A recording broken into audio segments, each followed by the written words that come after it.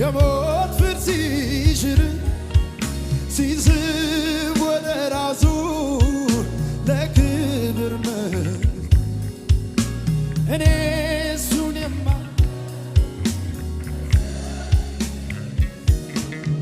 እግሮ ሲመልስ ለክብር ሲያበቃ ውጦ ከሚያስቀር ከረግረጉ ጭቃ ታሪክ ቀይሮ ስምንም ሲለውጥ ነጥቆ ሲታደግ እግሮ ሲመልስ ለክብር ሲያበቃ ውጦ ከሚያስቀር